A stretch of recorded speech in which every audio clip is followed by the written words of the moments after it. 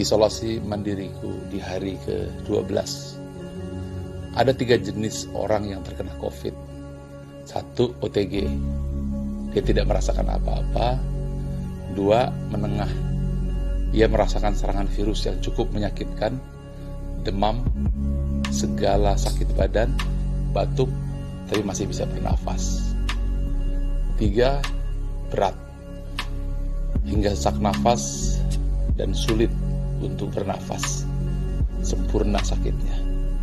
Saya termasuk kategori yang 2 atau menengah dan menuju ke 3. Intinya, kalau kita terkena nomor 2 dan 3, maka kita tidak lagi memiliki tubuh kita. Tubuh kita sudah dimiliki sepenuhnya oleh Mr. COVID-19. Badanmu demam, matamu berkunang-kunang, kulit serasa terbakar. Intinya, badanmu dikuasai oleh COVID. Lalu apa yang kamu miliki? Bukan tubuhmu lagi, tapi jiwamu. Ya, hanya itu yang kamu bisa kendalikan.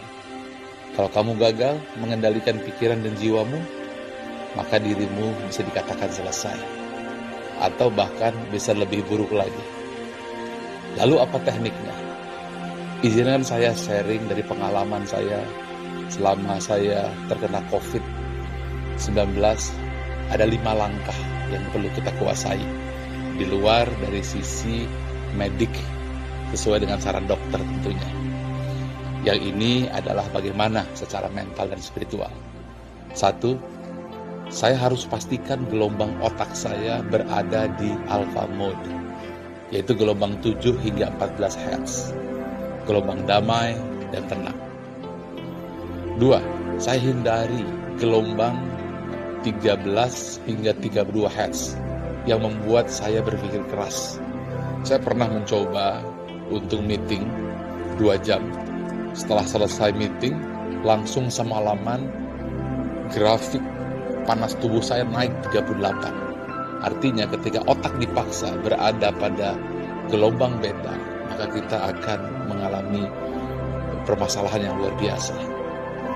Apalagi kalau sampai otak kita gelombangnya masuk di gelombang gamma, 32 hingga 100 Hz.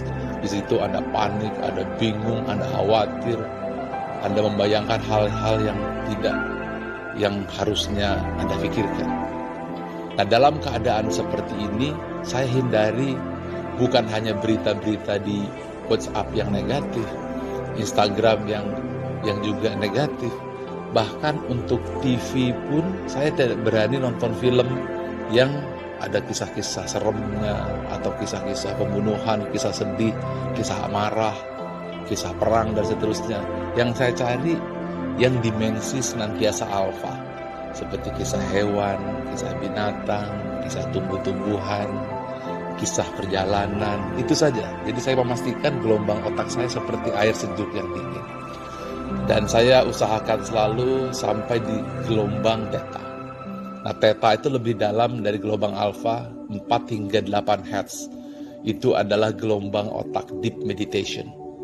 Di sini saya mulai berzikir perlahan, tafakur secara dalam, sampai diri merasa seperti hilang atau fana. Dalam bahasa gelombang otak disebut deep state. Di situ diri kita akan merasakan kebahagiaan yang tidak terperi, kedamaian yang tidak terkira.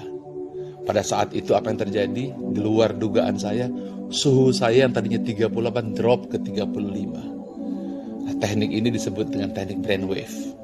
Nah, yang keempat, setelah selesai, Anda jangan diteruskan ini, tapi segera sadar Anda berwudu dan sholat di sepertiga malam.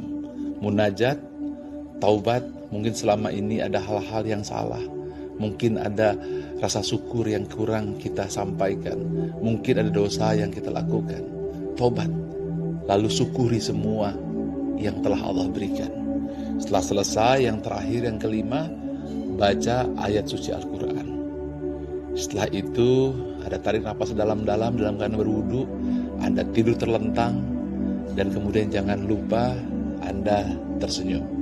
Pada saat itu gelombang otak Anda sudah mulai masuk di gelombang delta stage, yaitu 0,5 hingga 4 Hz.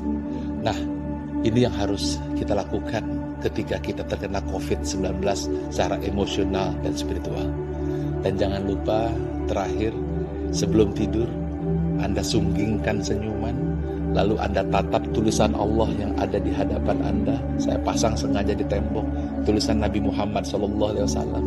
Lalu ucapkan, I love you Allah, I love you so much.